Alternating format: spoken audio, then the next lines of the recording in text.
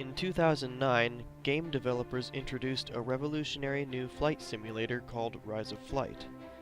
Set during the First World War, it sought to immerse a new generation in the dawning years of aerial combat. Although the community had shrunk over time, it still remains strong, even 9 years after the original release.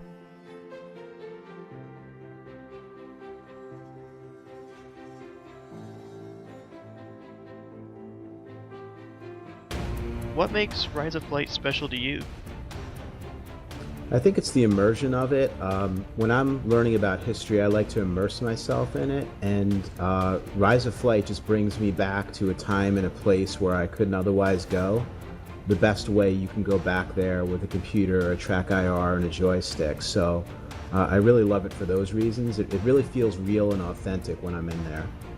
It feels as close to anything I've ever flown for a light airplane. It feels like flying a Cessna. It feels like flying a Piper Archer, airplanes that I've actually flown for real. This flight sim is about as realistic as you can get as far as I'm concerned. So to me, that's what makes it exceptional. It is actually the feeling of flying. I grew up with World War I planes, and I think that they're more beautiful than any other kind of plane, and I like the idea of open cockpits. It really appeals to me, and I also like the personal nature of the one-on-one combat. That seems very interesting. My attitude towards fighting is I'm not looking for fights, I'm just looking for prey. I don't want to get in a fight. I want the fight to end as soon as it starts. The online action is very personal. The planes are slow. You can see your enemy up close. And just because you come in and start shooting at him doesn't mean you're going to survive the fight. There's nothing more satisfying really than that when you get one-on-one and you shoot somebody down and you see them spin out, and then you give the salute and all that stuff, and it's a good clean fight, and you fly on home. I would say it's like a joust.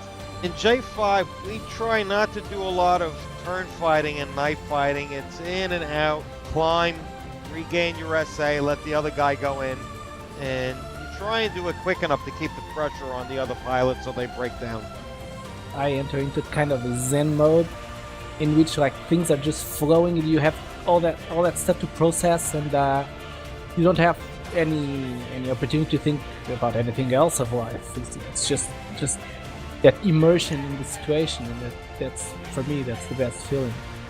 When you first start the engagement, I find myself nervous about getting into the right position, but once I'm there, or I feel I have good situational awareness, I calm down a lot more, and it flows a lot more easily. I think one of the main things is the sociality of it. I've got friends that are from Tasmania, friends in Czechoslovakia, in Japan, in Korea. They're people that I really call friends. That's one of the really great things about online flying, is you get to interact with people around the world, and that's awesome. You don't see any organization, any system in this whole flying from different planes, but when you are inside of this dogfight, you understand how it works, how your wingman helps you, what you should do to help him or support him, and so on.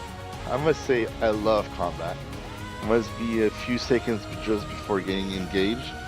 I get a bit involved in thinking about how I'll engage the fight, and when you start to shoot somebody, it's pretty awesome, Like any good team, one way or another, you've got to intuitively be able to read your partner. You're still an individual, but the aspect is that being able to function as an individual and at the same time at a team level is what makes it work. Just something takes over. It's the adrenaline, it's the excitement of it. It's kind of frantic and frenetic, and you could really feel like what pilots might have felt